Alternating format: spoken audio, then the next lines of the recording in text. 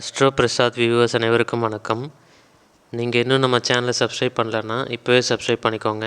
பக்கத்தில் இருக்கிற பெல் பட்டனையும் ப்ரெஸ் பண்ணி ஆல்னு செட் பண்ணி வச்சுக்கோங்க. அப்போ தான் நான் போட போகிற ஒரு வீடியோ உங்களால் ஈஸியாக பார்க்க முடியும். இந்த வீடியோவில் நம்ம என்ன பார்க்க போகிறோம் அப்படின்னு பார்த்திங்கன்னா, தனுசு ராசிக்காரர்கள் எந்த முகம் கொண்ட ருத்ராட்சத்தை அணிந்தால் உங்களுக்கு வெற்றிகரமாக வாழ்க்கை அமையும் அப்படின்றத பற்றி தான் நம்ம இந்த வீடியோவில் பார்க்க போகிறோம். அது மட்டும் இல்லை, ருத்ராட்சம் அப்படின்னா என்ன, அது உண்மையாகவே நீங்கள் அணியலாமா, அணிஞ்சால் அசைவம் சாப்பிட்லாமா, இல்லை தாம்பத்தியத்தில் ஈடுபடும் போது ருத்ராட்சம் அணியலாமா, இந்த மாதிரி விஷயங்கள்லாம் இந்த வீடியோவில் நம்ம பார்க்க போகிறோம். உங்களுக்கு ஒரு ஃபுல் கிளாரிட்டி அப்படின்றது நிச்சயமாக கிடைக்கும். ஃபுல்லாக பாருங்கள்.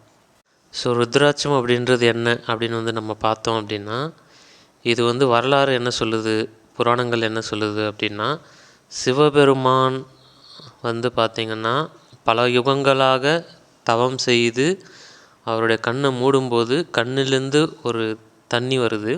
அந்த கண்ணீர் கீழே விழுந்து அது ருத்ராட்ச மரமாக மாறுகிறது. இதுதான் புராணங்கள் சொல்லப்பட்டிருக்கு.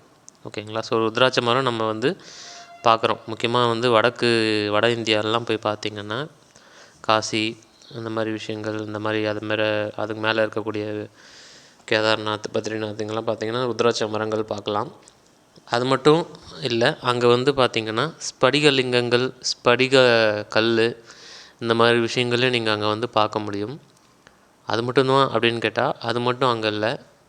அதாவது வைணவத்தில் பார்க்கக்கூடிய சால கிராம கல், இந்த மாதிரி துளசி மணி மாலை, இந்த மாதிரி இதெல்லாமே அங்கே பார்த்திங்கன்னா ஒரிஜினலாக கிடைக்கும்.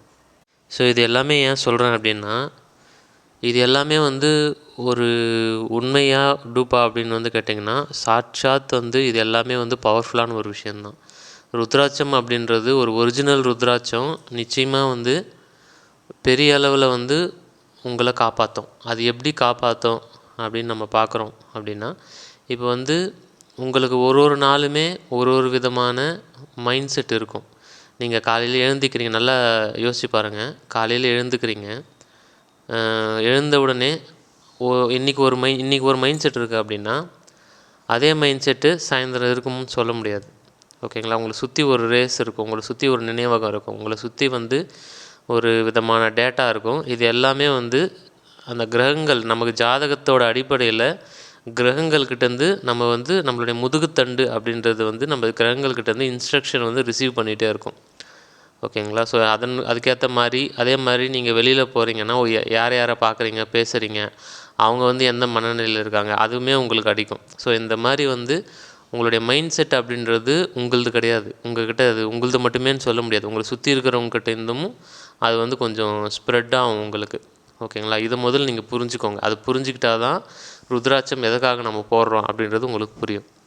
ஸோ இப்போ ருத்ராட்சத்தை பொறுத்த வரைக்கும் நிறைய முகங்கள் இருக்குது. அதில் பார்த்திங்கன்னா ஏகமுக ருத்ராட்சம் அப்படின்றது சிவபெருமானோடது அப்படின்னு சொல்லப்படுது. 2 முக ருத்ராட்சம் பார்வதி தேவிது. அதாவது ஏகமுக ருத்ராட்சம் கிரகங்களில் சூரிய பகவானோடதும், 2 முக ருத்ராட்சம் பார்த்திங்கன்னா சந்திரனோடதும், 3 முகம் அப்படின்னு நம்ம வரும்போது குருவோடதும், 4 முகம் ராகு பகவானோடதும், 5 முகம் அப்படின்னு வரும்போது அது புதன் பகவானோடதும், 6 முகம் அப்படின்னு சுக்கிரனோட இது முருகருக்கு இணையாக அது போற்றப்படுகிறது. அந்த மாதிரிலாம் ஒவ்வொன்றா வருது. 7 முகம் அப்படின்றது கேதுவோடது, 8 முகம் சனி பகவானோடது, 9வது முகம் பார்த்திங்கன்னா செவ்வாய் பகவானோடது. ஸோ இந்த மாதிரி ஒவ்வொரு கிரகத்துக்கும் அதுக்கான முகங்கள் அப்படின்றது இருக்குது.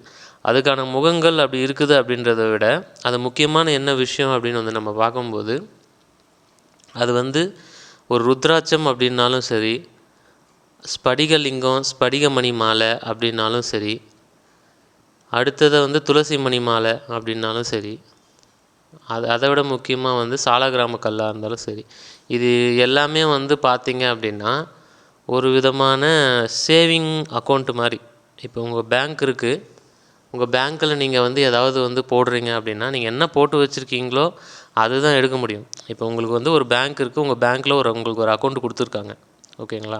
அந்த அக்கௌண்ட்டில் நீங்கள் எவ்வளோ பணம் போட்டிருக்கீங்களோ அதுதான் நீங்கள் எடுக்க முடியும். 5,000 ரூபாய் நீங்கள் போட்டிருக்கீங்கன்னா அந்த 5,000 தான் நீங்கள் எடுக்க முடியும். ₹1 போட்டிருக்கீங்கன்னா ₹1 தான் எடுக்க முடியும். ஓகேங்களா. ஸோ நீங்கள் என்ன போட்டு வச்சுருக்கீங்களோ அதை தான் உங்களால் என்றைக்காக இருந்தாலும் நீங்கள் எடுத்துக்க முடியும். ஸோ அந்த மாதிரி இந்த ருத்ராட்சமாகட்டும், சாலக்கிராம கல்லாகட்டும், ஸ்படிகலிங்கமாகட்டும் எல்லாமே வந்து பார்த்திங்க அப்படின்னா அது ஒரு விதமான ஒரு விஷயத்தை நீங்கள் எங்கே வந்து போடுறீங்களோ அங்கே வந்து இருக்கிற விஷயங்களை எடுத்து உள்ளே வச்சுக்கக்கூடிய தன்மை உடையது.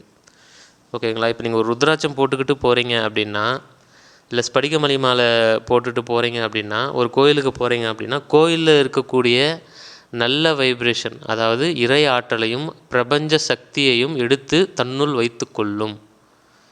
ஓகேங்களா? இது அதுக்கப்புறம் நீங்கள் வந்து ஒரு வீட்டுக்கு வரீங்க அப்படின்னா, வீட்டில் வந்து அது உங்கள் கூடவே இருக்கும்.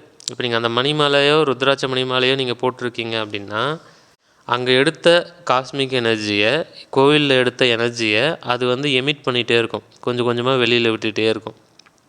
ஓகேங்களா? ஸோ இப்போ என்ன ஆகும்னா, நீங்கள் வீட்டில் இருந்தாலும் கோயிலில் இருக்கிற மாதிரியான ஒரு நல்ல வைப்ரேஷன் அப்படின்றது இருக்கும். முக்கியமாக வந்து கண்ணடி படாது. ஓகேங்களா? ஸோ இந்த மாதிரி விஷயங்கள்லேருந்துலாம் அது உங்களை வந்து காப்பாற்று, உங்கள் ஆறாவை கிளென்ஸ் பண்ணிகிட்டே இருக்கும். அதை சுற்றி வந்து ஒரு எனர்ஜெட்டிக் ஃபீலை அப்படியே வச்சுட்டே இருக்கும். ஓகேங்களா? அப்போ என்ன ஆகும்னா, உங்கள் மனம் அங்கும் இங்கும் ஓடாது, சிந்தனை தெளிவாக இருக்கும்.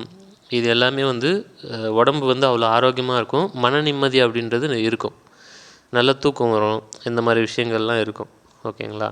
ஸோ ருத்ராட்சம் போடுறது அப்படின்றது பார்த்திங்கன்னாலும் சரி, ஸ்படிகமணி மாலை ஆகட்டும், எந்த ஒரு விஷயங்கள் ஆகட்டும், அது எல்லாமே ஒரு விதமான சேவிங் பேங்க் அக்கௌண்ட் மாதிரி.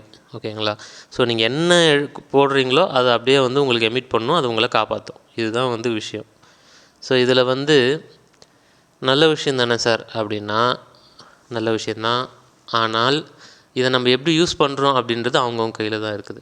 ஓகேங்களா? ஸோ இதை நீங்கள் வந்து ருத்ராட்சத்தை பொறுத்த வரைக்கும் நீங்கள் வந்து அதை போட்டுக்கிட்டு நான்வெஜ் சாப்பிட்லாமா அப்படின்னு வந்து கேட்டிங்கன்னா, அது என்ன பண்ணும்? அதுக்கு என்ன தெரியும்? ஓகேங்களா? நீங்கள் நான்வெஜ் சாப்பிட்டீங்க அப்படின்னா அந்த ஆறாவை தான் அது கொண்டு போய் திருப்பி எமிட் பண்ணும். ஸோ அது வந்து நல்லதாக இருக்காது, பேட் வைப்ரேஷன் எடுத்து உள்ளே வச்சுக்கும். அது இப்போ ருத்ராட்சத்தை போட்டுட்டு ஒரு சாவு வீட்டுக்கு போகிறீங்க, இல்லை வேறு ஏதாவது அசம்பாவிதமான இடத்துக்கு போகிறீங்க அப்படின்னா அதையும் எடுத்து உள்ளே வச்சுக்கும். ஓகேங்களா? ஸோ அது மாதிரி ருத்ராட்சமான சரி, ஸ்படிகமணி மாலை, எந்த விஷயங்களாக இருந்தாலும் தப்பான இடத்துக்கு நீங்கள் அதை போட்டு போகிறது அவ்வளோ உத்தமும் கிடையாது. தெரியாமல் போயிட்டீங்க அப்படின்னா பிரச்சனை கிடையாது, அதனால் ஒன்றும் இல்லை, உங்களுக்கு அஃபெக்ட் ஆக போகிறதில்ல. அப்படிலாம் எனக்கு கிடையாது, நான் போட்டுட்டு எங்கே வேணாலும் போவேன், நான் எதை வேணாலும் தின்னுவேன், நான் வந்து எப்படி வேணாலும் வந்து எத்தனை பெண்களோட வேணால் இருப்பேன், இல்லை வீட்லேயும் வந்து நான் அதை போட்டுக்கிட்டு இருப்பேன் அப்படின்னா அது வந்து உத்தமமாக இருக்காது. அதையே திரும்ப உங்களுக்கு அந்த ஞாபகத்தையே வந்து திரும்ப கொடுக்கும் அப்படின்றது கவனத்தில் வச்சுக்கோங்க. அதே மாதிரி இப்போ நீங்கள் வந்து ஒரு கணவன் மனைவியாக இருக்கிறீங்க அப்படின்னா, குழந்தை பாக்கியத்துக்காக நீங்கள் வந்து எதிர்பார்த்து காத்து கொண்டிருக்கிறீங்கன்னா நீங்கள் தாராளமாக போடலாம், 2 பேருமே போடலாம், கணவனும் போடலாம், மனைவியும் போடலாம், தவறு எதுவும் கிடையாது. அது வந்து உங்களுக்கு இன்னும் சப்போர்ட் பண்ணும். ஓகேங்களா? தேவையில்லாத டைமில் அந்த மாதிரிலாம் வந்து போடுறது வந்து அவ்வளோ ஒன்றும் உத்தமம் கிடையாது. இது ஒன்று. அதே மாதிரி வந்து பார்த்திங்கன்னா, நீங்கள் எந்தளவுக்கு ருத்ராட்சத்தை நீங்கள் காப்பாற்றுறீங்களோ அந்தளவுக்கு அது உங்களை காப்பாற்றும். இவ்வளோ தான் விஷயம். ஸோ ருத்ராட்சத்தை நீங்கள் எந்தளவுக்கு நீங்கள் வந்து போட்டுக்கிட்டு பாசிட்டிவான இடங்களுக்கு போகிறீங்களோ, இப்போ நீங்கள் ஒரு பவர்ஃபுல்லான இடத்துக்கு நீங்கள் போகிறீங்க, இப்போ நீங்கள் தெரியுது, இப்போ காசிக்கு என்றைக்காவது தான் போவீங்க. ஓகேங்களா? டெய்லி போயிட்டுருக்க மாட்டாங்க. ஸோ அப்போ வந்து அந்த மாதிரி ஒரு பர்ஃபெக்டான இடத்துக்கு போகும்போதோ, இல்லை திருவண்ணாமலைக்கு போகும்போதோ, ஸோ நல்ல ஒரு இடத்துக்கு நீங்கள் போகிறீங்க அப்படின்னா அந்த ருத்ராட்ச மாலையோ ருத்ராட்சத்தையோ போட்டுட்டு அங்கே போகும்போது அந்த இடத்துல இருக்கக்கூடிய நல்ல விஷயங்களை, காஸ்மிக் எனர்ஜியை, குட் வைப்ரேஷன்ஸ் எடுத்து உள்ளே வச்சுக்கும். அதை வந்து நீங்கள் வச்சுக்கலாம். அதுக்கப்புறம் ஒரு முக்கியமான இடத்துக்கு போகிறீங்க, ஒரு முக்கியமான இடத்துல போயிட்டு ஒரு முக்கியமான ஆளை போய் பார்க்க போகிறீங்க அப்படின்னா அப்போ அதை நீங்கள் போட்டுட்டு போகலாம்.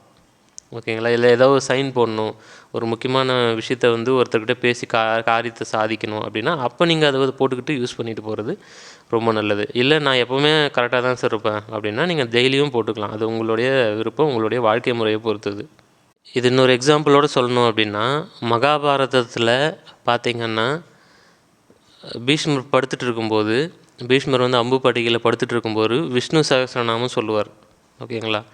1000 விஷயங்கள் வந்து 1000 நாமங்களை வந்து சொல்லும்போது, விஷ்ணு சகஸ்ரநாமம் சொல்லும்போது யாருமே வந்து அங்கே நோட் பண்ணியிருக்க மாட்டாங்க. அதாவது அவர் படுத்துட்டு அம்பு படுக்கையில் படுத்துட்டு ஃபஸ்ட் டைம் அவர் தான் விஷ்ணு சகஸ்ரநாமம் சொல்கிறாரு.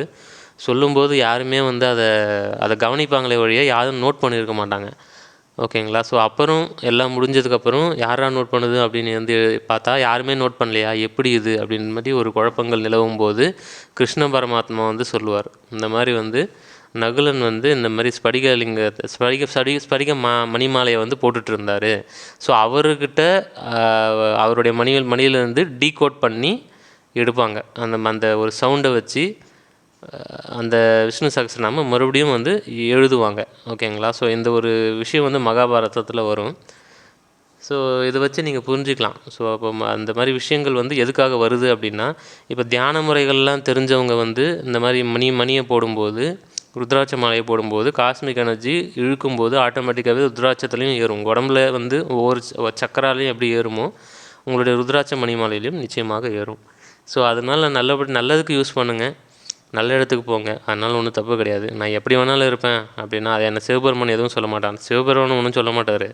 ஆனால் இதுவே இங்கே இருக்கிற அந்த ருத்ராட்சமே நமக்கு எல்லா வேலையும் பார்த்து விட்ரும். அப்படின்றது ரொம்ப கவனத்தில் இருங்க. அதே மாதிரி எந்த மணி மாலை எத்தனை முகம் போட்டாலும் எல்லாம் ஒன்று தான் எனக்கு தெரிஞ்சு. ஓகேங்களா? ஸோ நீங்கள் மாற்றி மாற்றி போடுறது அப்படின்றது போட்டுக்கலாம். அதனால் ஒன்றும் தப்பு கிடையாது. ஸோ உங்களுக்கு உங்கள் ஜாதகத்தில் உங்கள் லக்னத்துக்கு 5 மற்றும் 9 கூடிய ஒரு நல்ல நன்மை செய்யக்கூடிய கிரகம் எதுவோ அந்த கிரகத்துக்குரிய முகத்தை வச்சு எத்தனை முகம்னு பார்த்து ஜாதகத்தை ஆராய்ந்து அந்த ருத்ராட்சத்தை போடுவது ரொம்ப சிறப்பு. ஸோ ருத்ராட்சத்தை பொறுத்த வரைக்கும் இந்த வீடியோவை இப்போ நீங்கள் முழுசாக பார்த்துருந்தீங்கன்னா நிச்சயமாக உங்களுக்கு ஒரு மிகப்பெரிய கிளாரிட்டி அப்படின்றது கிடச்சிருக்கும். ஸோ சப்ஸ்கிரைப் பண்ணாமல் பார்க்குற நண்பர்கள் சப்ஸ்கிரைப் பண்ணிக்கோங்க. இந்த வீடியோ உங்கள் நண்பர்கள் அனைவருக்கும் ஷேர் பண்ணுங்கள்.